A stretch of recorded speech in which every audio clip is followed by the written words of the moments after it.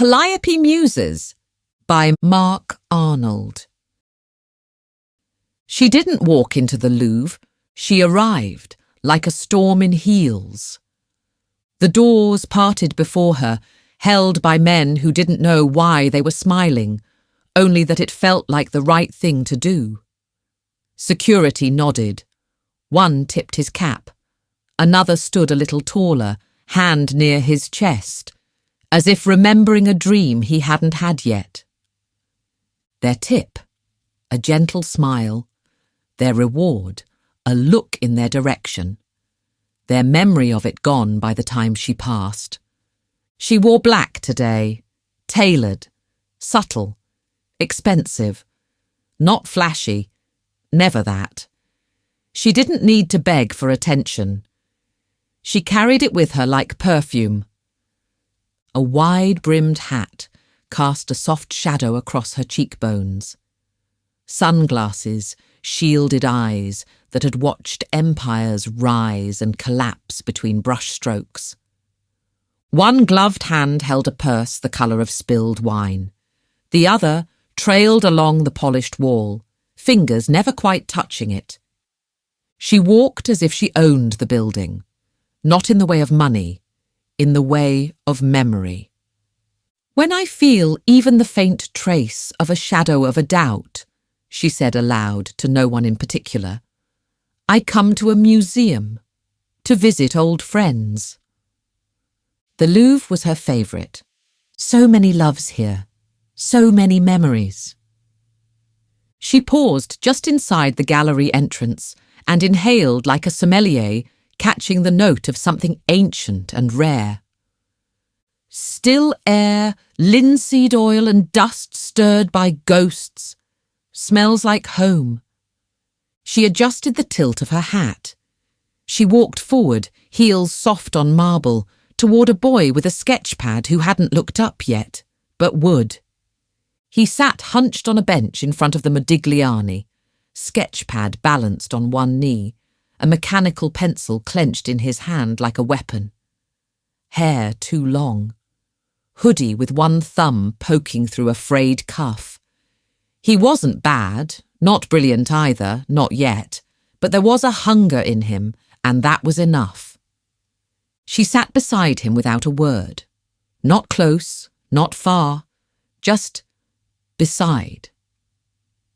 He didn't notice at first, the kind of boy who missed everything except line and light. Then the air shifted.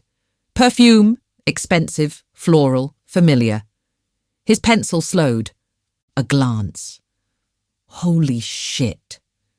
She didn't look at him. Not right away. Her face was turned toward the painting. Modigliani's elongated muse stared back, half in shadow. It looked familiar. "When he said he wanted to paint me nude," she said softly, as if finishing a thought, "I assumed I'd be the one without clothes." A pause. "Strange man, beautiful hands, awful lungs." The boy blinked. She still wasn't looking at him. He checked over his shoulder, unsure if she was talking to someone else. She wasn't. "You're improving." He flushed, looked at his sketch, then at the Modigliani, then at her and quickly back at the painting, a shock of recognition flashing his eyes. She finally turned her head, tipped her sunglasses down the bridge of her nose. Her eyes were the colour of an old sky, one you might remember from a dream or a painting. Maybe both. She smiled. "Don't worry," she said, rising. "You don't have to believe yet." He watched her go, stunned, pencil frozen above paper. Then, without knowing why, he stood up and followed. "He didn't have a name." She said it as they passed through the arch into the next gallery, though neither of them noticed the change. The boy didn't ask where they were going, and she didn't say. He followed her through white marble and into darkness, and somewhere behind them, the Louvre kept existing without them. Names came later, after fire, After gods, after shame, not then. Just breath and blood and ash. Now there was only stone, flickering shadows, and a hush so complete it pressed against the skin like damp cloth. The cave breathed around them, low and warm and alive. The kind of dark that knew it was ancient. The kind of silence that listened back. A small fire crackled near the wall.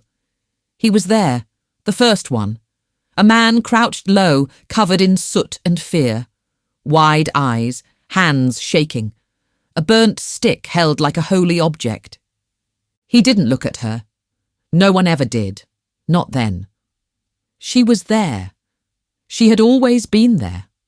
Waiting.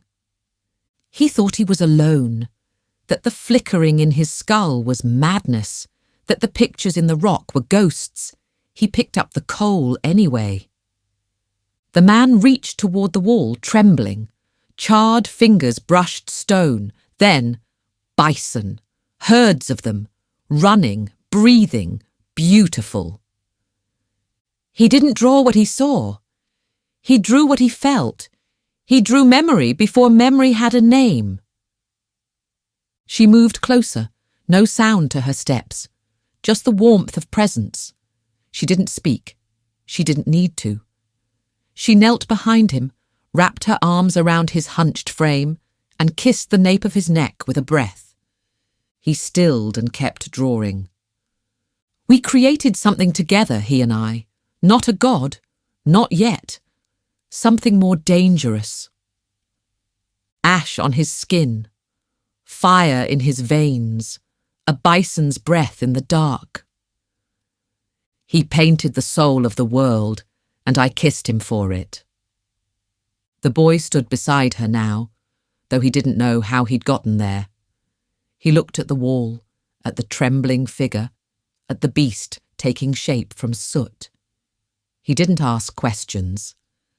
In the back of his throat, something ached. She reached out, not to touch the painting, but to hover her fingers just above it, reverent. It began here, with him. Once it began, it never stopped. The cave slipped away like breath from a mirror. Stone dissolved into polished floors. Firelight gave way to skylights.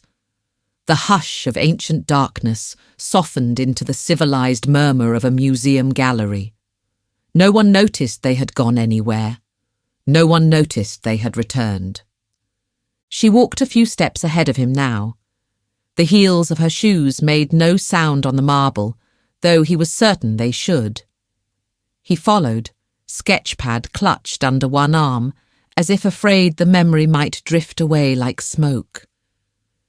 She paused before a towering canvas. Delacroix, maybe.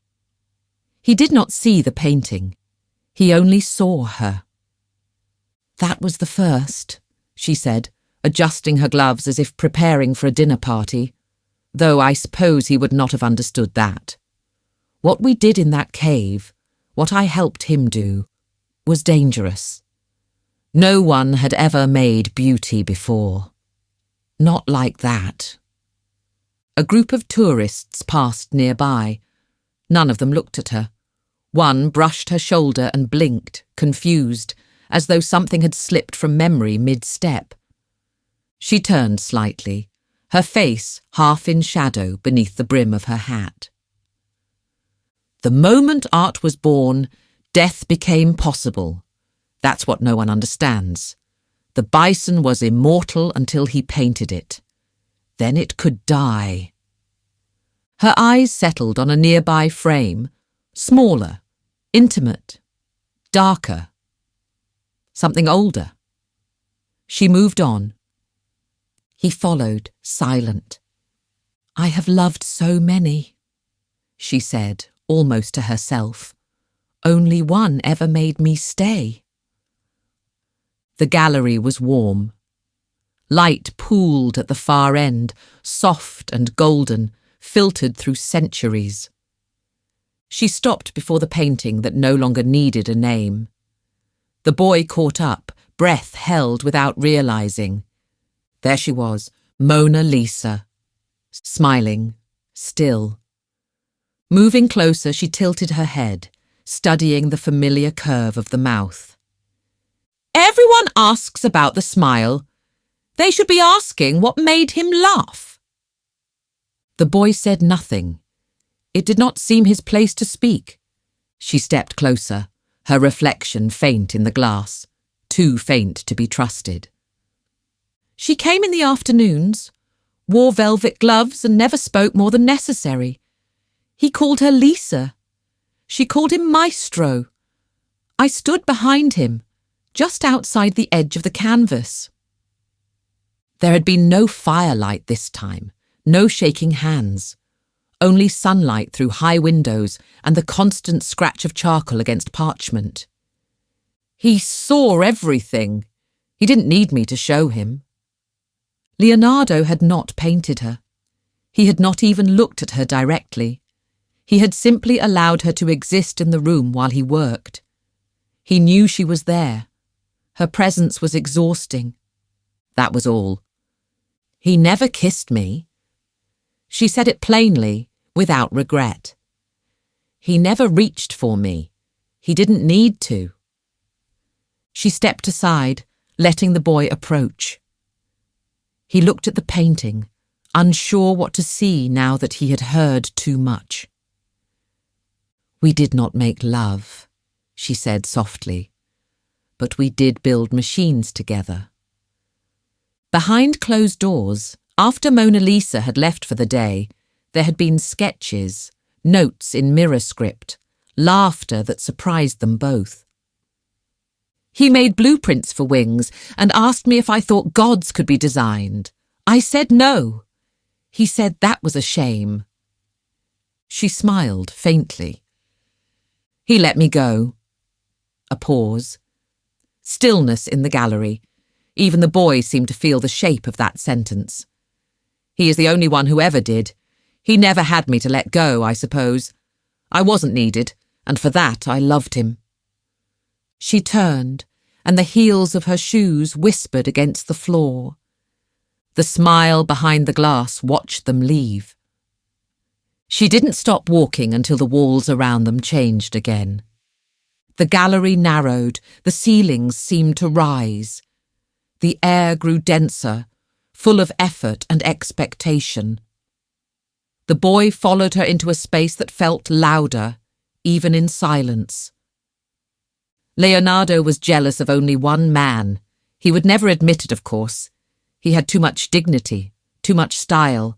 When he spoke of him, and that wasn't often, his voice always tightened, just slightly. She tilted her head, gazing up at a reproduction of the Sistine ceiling, set high in the museum's great rotunda. It wasn't about skill. They were both brilliant. Michelangelo suffered. She smiled, not kindly. Suffering is a kind of currency with men like them. The scene shifted again. Not for the boy, who stood still, but for her. The smell of plaster and damp stone, the ache of scaffolding, the muttered Latin of priests below.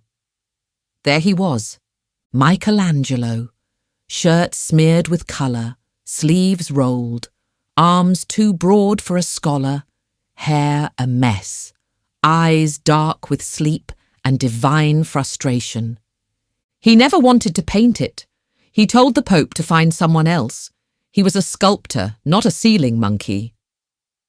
She had arrived halfway through the commission, finding him halfway to madness. He didn't greet me. He cursed, threw a rag, then muttered something about another hallucination come to distract me from the ribs. She liked him instantly. She didn't hover. She sat on the edge of the scaffold, legs crossed at the ankle, watching him stretch blue across the heavens. Every inch of him was focused, furious. He worked like someone trying to force God to notice. I kissed him once. Paint on his cheek, sweat on mine. He didn't stop painting.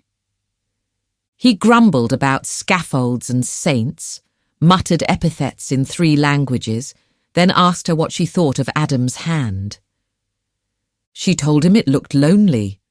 He made it reach toward God. He never called me by name, though I suspect he knew. He called me that damn woman in black, and once, only once, he called me Campagna. The boy watched her as she looked up, eyes distant. Her hand rose, brushing the air where the ceiling once was. I loved him for being tired, for trying anyway. He painted like he was building something heavy enough to stand on. She let her hand drop. I didn't stay long. He didn't need me to. A few days, perhaps a week. So short a time. She turned and walked again. Behind her, the ceiling remained, still unfinished. Always unfinished. The memory faded slowly, but not completely. She lingered on the edge of it, her voice quieter now, not wistful, just sure. We parted like old lovers do. She smiled to herself, a curve just at the edge of her lips. Fond of each other, still in love in our way. The white-hot fire had dimmed to a simmer, the kind that keeps a room warm, even after you've left it.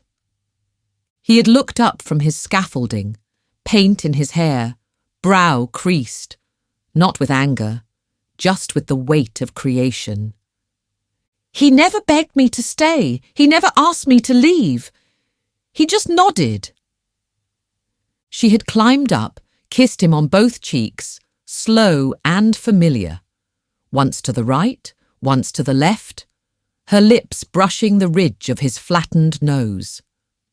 He broke it in a fight, you know, over me, another artist, jealous. Michelangelo didn't even swing first. She sighed, almost proud. It never healed straight. It suited him. Then she turned and left him to his ceiling, his saints, his sky. He never stopped painting, although he loathed it. He didn't do it for the money, not for popes, not for pain, not for me. There abode a desire in him to create undeniable. She loved him for that most of all. She paused in front of the canvas, letting the space settle around her like dust in a forgotten room. The painting was large, well lit, and largely ignored by the crowds. A pastoral vision, Apollo with his lyre, surrounded by 9 beautiful women arranged like blossoms on a stem. Their faces were serene, their drapery perfect, their identities labelled centuries after the painter was dead. She regarded it for a long time. They always imagined I had sisters. Her voice was soft, thoughtful. The boy glanced at her, then back at the painting, uncertain. Humans don't like singularities. One muse? She gave a small, almost fond shrug. Too much weight, too much pressure. They divided me, gave each piece a name, a function. Her eyes moved across the painted faces, each one lovely, distant, interchangeable. Terpsichore for dance, Erato for love, Urania for stars. It made things easier. She didn't sound bitter. She sounded like someone reading an old poem in a language no longer spoken. They meant well. They were trying to understand. The boy opened his mouth, then thought better of it. She smiled faintly. They painted 9. There was only ever one.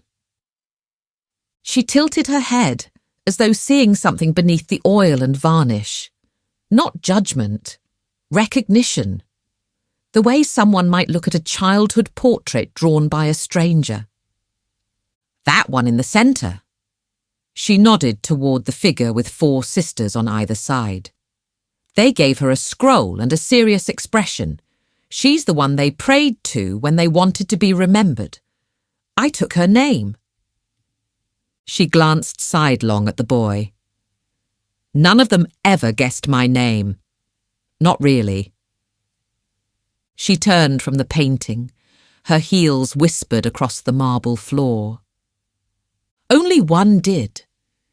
She did not say who. She did not have to. She led him into a smaller room. The walls were pale, unassuming, as if trying not to disturb what hung between them. Wheatfield with crows waited on the far wall. The boy slowed. She did not. Her steps grew quieter as she approached the painting, as if sound itself dared not interrupt what this room still remembered. Like walking silently through hallowed ground. She stood before it in silence. Her voice came softer than before, steady, like someone reciting a prayer they no longer believed, yet could not stop saying. He was already breaking when I found him. I could feel it, hairline fractures spidering through his soul, pressure building from somewhere deep inside. He painted like a man trying to outrun something with no legs. I should not have stayed. Her gloved hand hovered near the edge of the frame, never touching. I'm not supposed to stay. That's the way it works. I arrive, I offer the kiss, I inspire, I move on. He was different. The fire inside him was already lit. Never saw anything like it until Hiroshima and Nagasaki. I didn't spark it. I just poured oil on it. I felt his energy, his power from halfway around the world, and was drawn to it like a moth to the flame. How bright that flame burned! Every night he gave me stars. She stepped closer. Have you ever tasted creation? Not the finished thing, not the painting in the gallery, but the raw, molten moment when something true is being born. It's sweeter than breath, deeper than touch. It feeds you in a way sunlight never could. He gave it to me without question, without knowing. Her hand fell to her side. He didn't know he was feeding me. He only knew that when I was near, the colours burned brighter. The sky swirled. I stayed too long. It felt like love. That's the excuse I tell myself. A woman passed behind them. Her footsteps echoed. She did not see the muse. Her eyes moved over the painting, then drifted away. She left without stopping, without worshipping before the altar of the sublime. The boy did not move. He painted faster, more, desperate, not for praise, not for fame, just to hold me in the world. I remember when he tried to stop. He stood in the middle of a field like this one, hands empty. Said, I think I've painted the wrong one. I have to try again. He wanted to make the one that would finally be enough. He never did, of course. I woke one morning and realised I was fading. Not dying, just thinning, losing shape, losing meaning. I had stayed too long, taken too much. He burned himself to keep me warm. I left. Her voice did not break. She had already broken centuries ago. He walked into a field not long after, put a gun to his chest, shot himself. He didn't die right away. His brother came, held him. He lived until morning. The room remained still. The boy beside her said nothing. He looked at the painting the way one looks at fire through glass. The only thing that keeps me walking is the belief that it was worth it. Beauty that lasts forever, paid for with a single life. Was it worth the price? Asked the boy, speaking for the first time. She turned from the painting. I still don't know. She closed her eyes and stepped away from the painting. The museum faded. The boy, the marble, the world, all slipped into shadow. She remembered the room. It was narrow, wooden, lit by the low warmth of late summer. The window had been left open. A breeze moved the curtain like breath. Everything inside was quiet except for the creak of a chair and the faint scratch of a match being struck. Vincent lay in the bed. His chest rose shallowly, shirt unbuttoned, blood crusted at the corner where the wound had been packed. His skin looked grey in places, flushed in others. A pipe sat in his hand, already gone cold, though he held it like he might light it again. A doctor stood by the door, hat in hand, worn face too tired for hope. A girl, no more than 12, peeked from the hallway. Her eyes were wide but not afraid. She would forget most of it in time. Theo sat by the bed, fingers curled around his brother's wrist, eyes swollen from weeping. His lips moved, but no sound came. The words were for Vincent alone. On the other side of the bed, she stood. No one saw her. Her hand rested gently on Vincent's shoulder, her glove forgotten somewhere on the floor. She did not speak. There was nothing left to say. A tear fell from her cheek, then another. They hit the sheet. He did not notice. "I shouldn't be here," she whispered, barely audible, though none of them could have heard her, even if she'd shouted. Vincent took a slow breath and blinked at the ceiling. "I was supposed to paint the right one," he murmured. "Maybe I did. Doesn't matter now." His voice was hoarse, dry, full of peace and smoke. "Do you think the crows will still come?" he asked. Theo choked back a sob and nodded. "Of course they will." She said nothing. Her fingers trembled against his shoulder. "I loved you too much," she whispered. He turned his head slightly toward her, though he could not see her. "You were the best thing that ever happened to me," he said, eyes unfocused. The pipe slipped from his hand. His breath hitched, then faded, then stopped. No wind stirred in the room. She stayed until the girl was led away, until Theo wept openly beside the body, until the doctor placed a hand on his shoulder and said something useless. Then she leaned down and kissed Vincent's brow. "You were the brightest fire I ever saw," she said. "I should have gone before I burned you out." She stepped back. Her hand lingered in the air for a moment, as if reluctant to leave. She turned and walked out of the room, silent and unseen. She blinked once. The field vanished, the bed dissolved. The curtain's breath, the rustling crows, the weight of that final kiss, all of it folded into memory, and memory folded into her. A single tear ran down her cheek. The air felt still. The boy had not moved. He stared at Wheatfield with crows as if trying to memorize the silence between brushstrokes. He did not know what he had seen, or if he had seen anything at all. His pencil rested in his lap, forgotten. She remained beside him, her hand just above the railing, where once it had rested on Vincent's shoulder. His paintings hang in every corner of the world. Her voice did not shake. She blinked. The bed dissolved. The breathless room, the doctor, the girl, all of it stepped back into silence. What remained was him, alive in the grip of creation. He stood bare-chested in the studio, paint dripping from his arms, clothes long discarded, eyes wild with something greater than joy. The sun poured in through the window, setting the entire space alight. He howled with laughter, manic and pure, like someone who had finally made the world listen. She stood behind him, her front pressed to his back, arms around his shoulders. Her cheek rested against his neck, where the sweat and paint mingled like fever.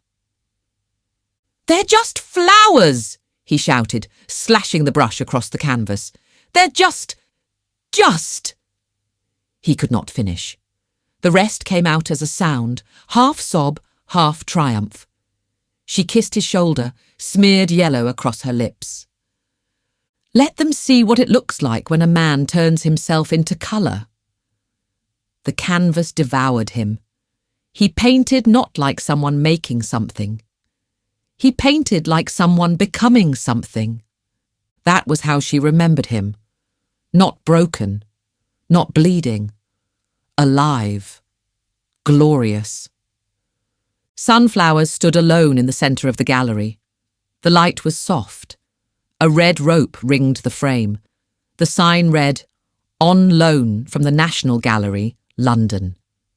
She looked at it without blinking. Her arms rested loosely at her sides. He gave them something they could hold. The boy joined her silent. People forget how violent beauty can be. She turned toward the painting. That's how I see him, in the midst of an orgy of creation. The petals blazed quietly behind the roped barrier. The brushstrokes still held heat. She adjusted her hat one last time and looked down the corridor. People weep in front of them. They fall in love beside them. They name their children after him. She straightened her glasses slowly, adjusting with quiet precision. Sometimes I wonder if he knew. That all of it, every sky, every star, every burning field, would outlast his body. She paused. I wonder if that would have made it better, or worse. The boy shifted slightly. He was watching her now, though he still said nothing. She did not meet his gaze. He gave everything to make beauty that would live forever. Her eyes returned to the painting, and I let him. A quiet fell between them, not heavy, not oppressive, just the kind of silence that knows how to stay. She turned from the painting. "Come on," she said, voice lighter now, like a song just starting to return. "There's someone else I want you to meet." The boy followed. She turned down a narrow hallway. The polished grandeur of the Louvre gave way to clean utility, low ceilings, climate control vents, the steady hum of unseen machinery. The boy hesitated. "We're not supposed to—" She lifted a single finger. He said nothing else. They passed through a marked door. A sign on it read, "Personnel only." A security keypad blinked red. It turned green as they passed, though. No one asked why she had access. Inside, the light was cooler, clinical. The temperature dropped a few degrees. Long rows of metal racks stretched in every direction, each filled with paintings. Not on display, not forgotten, just resting, sleeping. A woman in a conservator's coat stood beside a movable rack. Middle-aged, sharp-eyed, dustbrush in one hand. She looked up as they entered. Then she nodded once, as if they'd made an appointment weeks ago. Without a word, she turned and pulled a sliding rack out from the wall. It glided on a hidden rail, revealing a row of canvases in protective frames. These were not like the others. No bright colours, no pastoral serenity, no symmetry. These paintings twitched behind the glass, not literally, but something in the composition made the boy feel watched. The brushwork seemed to move when he looked away. One canvas had teeth, another had too many eyes. A third was painted entirely in shades of black, but still suggested shape. Wings, maybe, or smoke. He thought he summoned me. She stood in front of one piece in particular. It looked like a riot captured in amber. Symbols spiralled around a central figure, a man in a cloak of stars holding a cracked mirror in one hand and a bleeding compass in the other. Paintings twisted in ways the eye couldn't hold, colours too sharp, forms too soft. A man in a crown of serpents screaming into a cracked mirror. A woman made of clocks. A swirling mess of red and gold that resembled, just slightly, Crowley. Or maybe the idea of him. Alistair Crowley. Her voice did not change. She might have been naming a dog she once owned. He lit candles, drew circles, chanted nonsense. It amused me, so I showed up. The boy stared at the painting. He could not look away. He said I was a demon. I told him I was older. She tilted her head, examining the cracked varnish of the piece. We danced for a while. He wanted to own me. I let him think he did. It helped him sleep. She touched the label on the frame. It had no name, no attribution. These were never meant for the public. The museum accepted them, then locked them away, not because they were obscene, because they were correct. The conservator waited without speaking, a nod once in her direction. Then she stepped back from the painting. He never made great art, not really. He made a map. She turned to the boy. The kind of map no one should follow, even though some always do. Her eyes lingered on the canvas one last time. He was clever, arrogant, deeply unpleasant. I adored him for about an hour and a half. The paintings did not stop watching. Do you want to see how a man who mistook hunger for genius summoned me? The air thickened with the stench of burnt sage and clove cigarettes. The room that formed around them was cavernous, a rented mansion's ballroom gone feral. A pentagram sprawled across the floor in red. Lipstick or blood, it hardly mattered. Naked limbs glistened under candlelight. Someone was chanting.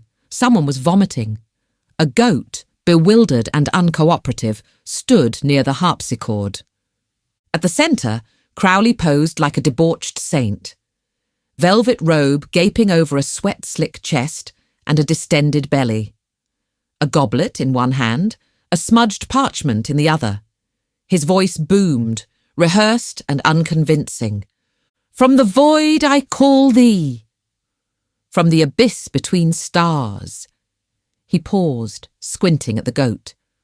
Why isn't it on the sigil? Someone off to the side was attempting to herd the bleating animal into position, while also holding a lit candle.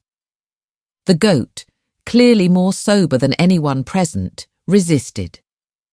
This, she muttered aloud, is why I stopped accepting invitations. Crowley gasped, knees hitting the floor with a thud. You came, he breathed. I am worthy. She eyed the wine stain on his robe. You're shit with delusions of grandeur. He lurched forward, arms outstretched. Bless me. Make me immortal. Immortality, she said, is for those who create. You merely perform. Kiss me and grant me power. I'd rather kiss the goat. His followers swayed, entranced, by the drugs, the drama, or the sheer absurdity of their own lives. A man in a horse mask recited Hölderlin to a candelabra. A woman writhed on the floor, claiming to be the reincarnation of Sappho, poorly. Her sigh cut through the noise like a blade. Crowley climbed to his feet and advanced, arms wide. I offer you everything, my mind, my soul, my body. You can keep the body, she said, stepping aside. It's already broken. Crowley began a strange gyration that may have been intended as seduction, invocation, or exercise. At one point he pulled a live dove from his robe and dropped it. It waddled across the floor, unimpressed. She leaned in slightly, inspecting his face. "You're not a vessel," she said. "You're a vase, empty, decorative, and prone to cracking under heat." He sputtered. "I've written volumes." "And created nothing." She turned away. "A real artist doesn't summon me. I arrive because I must." "Wait!" Crowley clawed at her shadow. "At least tell me. Will I be remembered?" She didn't turn. "As a cautionary tale." The candles snuffed themselves. The goat finally pissed on the pentagram. The boy blinked as the hallway returned. The conservator hadn't moved. The paintings still loomed, quietly disapproving. She straightened her skirt. "That one really does look like him," she said, nodding to the canvas of Crowley riding a six-legged unicorn over a sea of thighs. "He'd be thrilled." She glanced at the boy. "Don't try to summon me, by the way. It's gauche." The conservator raised an eyebrow. The boy said nothing. Turning and strolling toward the galleries, she took his arm. "Time to return to the living," she said. "At least the ones pretending well enough." The paintings behind them remained still, though one seemed to wink. She stepped from the service corridor into the Louvre's warm light, the hush of marble and centuries welcoming her back like an old friend, more ghost than goddess. She did not look around. They sat down in the spot they had met. The boy was quiet, thoughtful, sketchpad held gently in lap. Eyes distant. A line of sweat curled near his temple, not from effort, but from something unnameable. She sat beside him again. No words passed at first. Then she looked at his drawing. "Better," she said. He stared at the page. It was a rough outline of a woman in motion, wide-brimmed hat, coat swirling, walking away. The lines weren't perfect. The anatomy was off. The feeling was there. She tapped her gloved finger just below the curve of the figure's back. "That's where the story is, right there. You'll get it next time." He looked up, hesitated. Was all of it real? She tilted her head slightly, considering. "Real enough to remember," she said, "which is all art ever is." They sat in silence again. Tourists passed by, unaware of what hung in the air beside them. The Mona Lisa smiled across the room. The sunlight had shifted just slightly on the polished floor. She reached into her purse, pulled out a small, folded piece of heavy paper. It was blank on one side. She handed it to him. "Use this when you don't know what to draw," she said. "It won't help, but it will feel important. Remember, we will meet again." He accepted it like it might hum in his hand. For a moment he looked as though he wanted to ask another question. She leaned over and kissed his cheek. Not seduction, not blessing. Something smaller, older. It was the kind of kiss a memory gives before it fades. "Try not to fall in love with me," she said, adjusting her sunglasses. "Too late." She smiled. "Then at least make something beautiful out of it." She stood. People moved around her, smiling politely, stepping aside without knowing why. She walked toward the far gallery doors, vanishing in the same slow, impossible way she had arrived. The boy stared after her. Then he looked at the folded paper again. He turned it over. A name had appeared, written in ink that hadn't been there before. Calliope. He smiled, placed it in his sketchbook, and began to draw. This time, he started with the eyes. The end.